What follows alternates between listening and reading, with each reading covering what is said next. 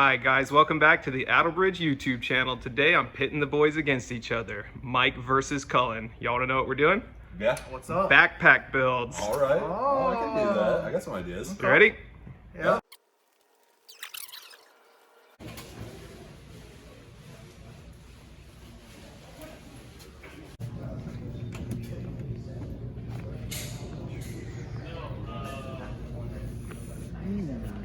Yeah, baby. No, backpack build, Cullen. Backpack size. They make big backpacks. I'm ready to see what you got. Up first, Cullen. Alrighty, everybody. So Saving the best for last. Oh, you wish. the first make and model I got was the Kel-Tec Sub-2000. It's a great make and model. The reason I chose this was because I found that tons of our customers really enjoy this firearm whenever they're trying to conceal it in a backpack or something like that. As you can see, whenever I brought it out, it is have a takedown feature. So you just flip this guy forward and honestly, it'll basically half in size. Something that's great about this is you have a 16.5-inch barrel. It is threaded, so you can put any muzzle brake or suppressor that you'd like on there.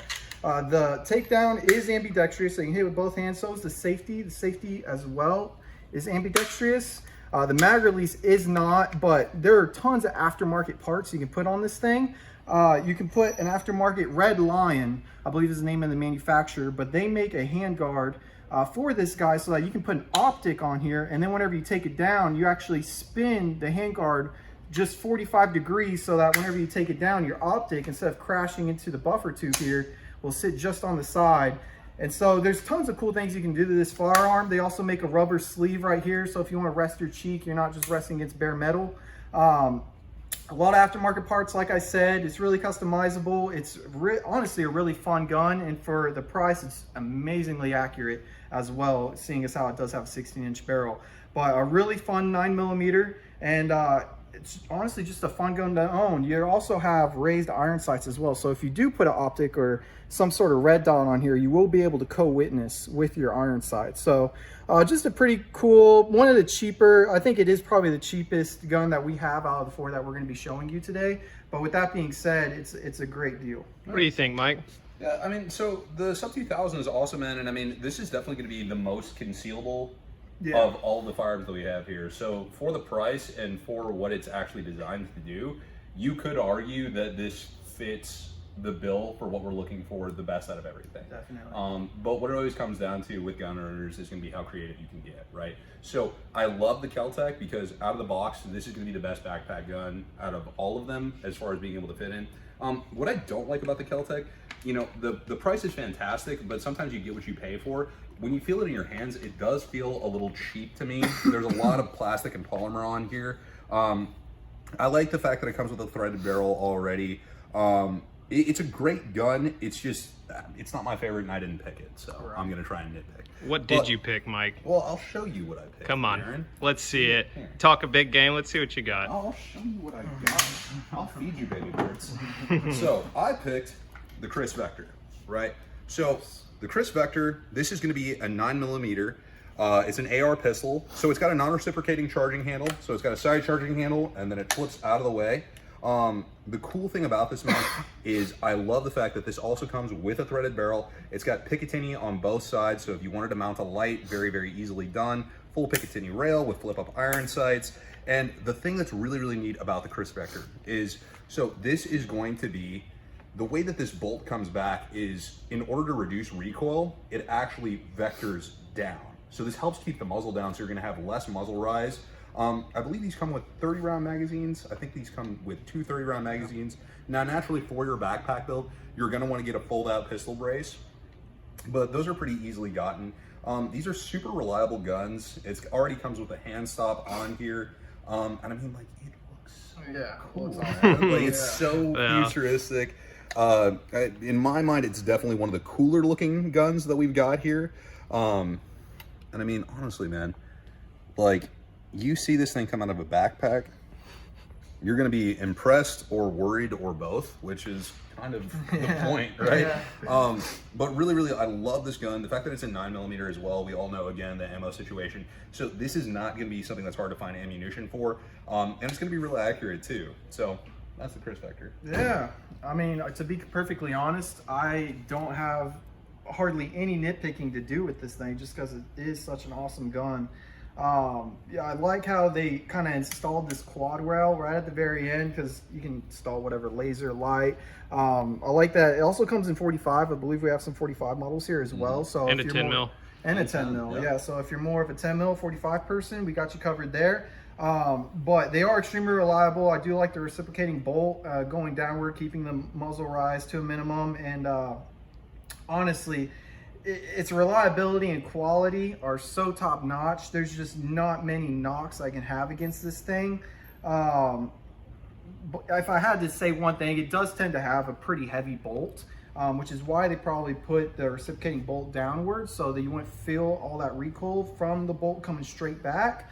But even then, the recoil is very minimal. And it also has a threaded barrel, so you can really attach any laser, light, optic, suppressor, whatever you'd want, folding brace, all to this, and you'd still be left with an amazing high quality firearm. So people good get pick. crazy with these, man. There's a lot of cool stuff that you can do with the Vectors. So big fan. All right, well, let's see what else you got. Alrighty.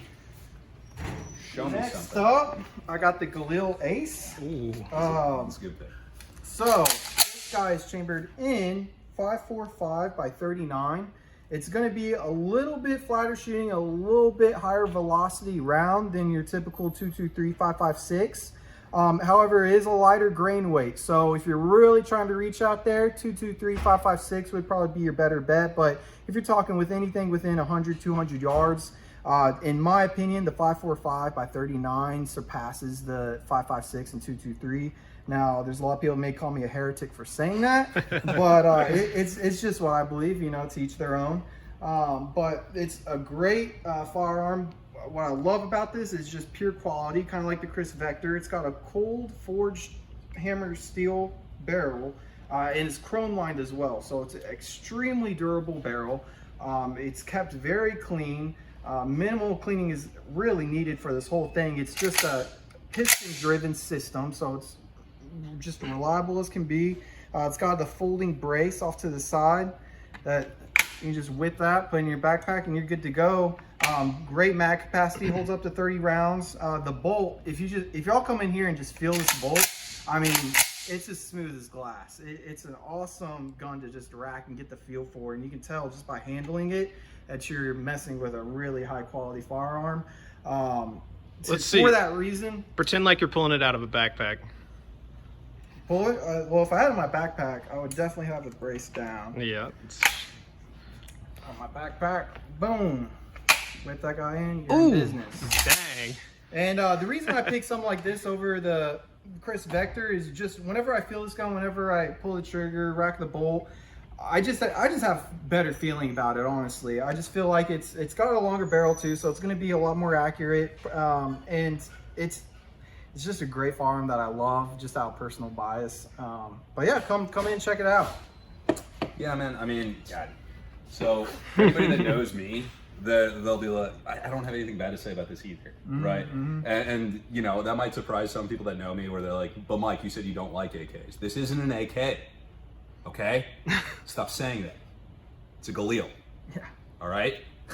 But I mean, yeah, this thing is incredible, man. And the fact that it's chambered in 545, like, you're right. This is a better caliber round for a backpack build, categorically. And they're super, super, super high quality, man.